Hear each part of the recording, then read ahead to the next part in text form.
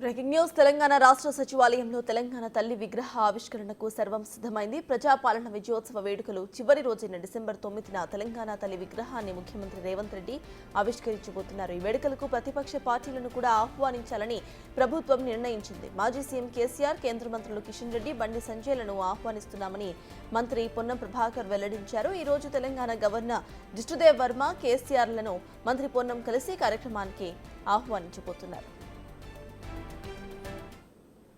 గౌరవ ముఖ్యమంత్రి గారు నిన్న చెప్పిన విధంగా మాజీ ముఖ్యమంత్రి కేసీఆర్ గారిని ప్రతిపక్ష నాయకుడిగా, కేంద్ర మంత్రి బండి సంజయ్ గారిని, కిషన్ రెడ్డి గారిని 9వ తారీఖు నాడు జరిగే తెలంగాణ విగ్రహ ఆవిష్కరణకు హైదరాబాద్ ఇన్ఛార్జ్ మంత్రిగా ఆహ్వానించడానికి వాళ్ళ యొక్క వ్యక్తిగత సిబ్బందికి సమాచారం ఇచ్చి సమయం ఇవ్వాల్సిందిగా అడుగుతా ఉన్నాం.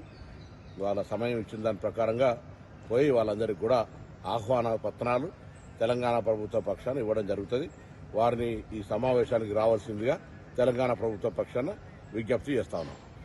గౌరవ ముఖ్యమంత్రి బంగారు అంచుతో కూడిన పచ్చటి చీర, ఎరుపు రంగు జాకెట్, నుదుటిన తిలకంతో తెలంగాణ తల్లిని రూపొందించారు. తెలంగాణ తల్లి విగ్రహం చేతిలో మొక్కజొన్న, వరి, సజ్జ కంకులు ఉన్నాయి.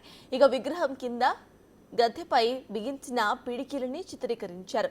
ఇక ఇప్పటికే 17 అడుగుల తెలంగాణ తల్లి విగ్రహాన్ని సచివాలయ ప్రాంగణానికి తరలించారు.